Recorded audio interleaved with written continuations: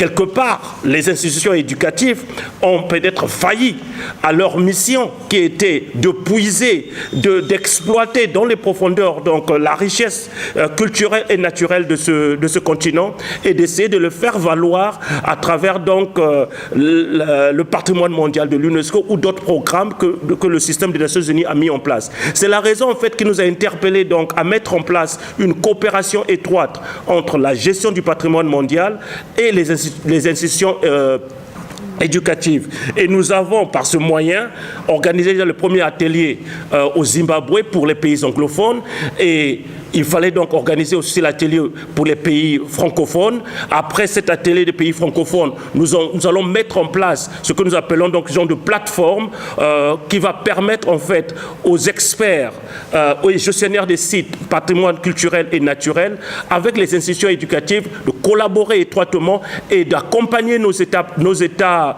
et nos gouvernements dans l'élaboration des dossiers de qualité pour inscription sur la liste du patrimoine mondial ou aussi apporter des solutions innovatrices sur comment conserver tout en poursuivant cette noble besoin de nos pays qui est le développement.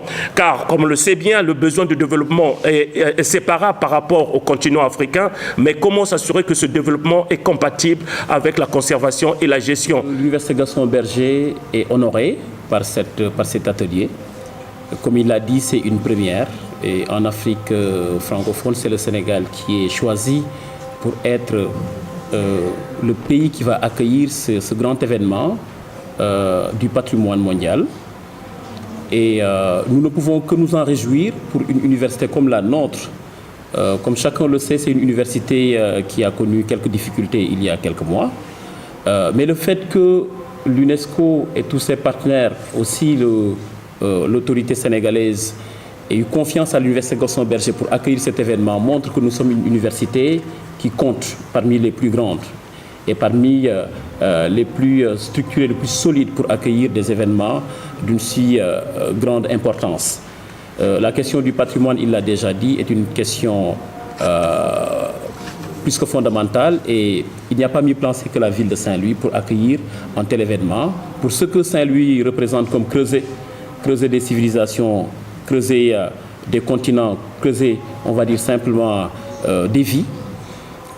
Et il n'y a pas mieux placé que l'Université Gaston Berger pour accueillir ce grand événement. C'est un honneur pour nous de recevoir en tout cas cet atelier et ces activités au niveau du centre pour pouvoir échanger, permettre en tout cas aux partenaires, aux universitaires comme aux chercheurs, sans oublier les étudiants et toute personne d'ailleurs comme celle de la société civile, à pouvoir échanger et vraiment renforcer sa culture liée au patrimoine. Comme le disait tout à l'heure, on est la plupart c'est en Afrique, des experts qui sont venus d'Afrique et c'est l'occasion de pouvoir échanger d'expériences pour voir où est-ce qu'on en est nous tous et comment est-ce qu'on peut, comme le disaient tantôt mes prédécesseurs, établir cette connexion et ce réseautage pour que ça puisse fonctionner.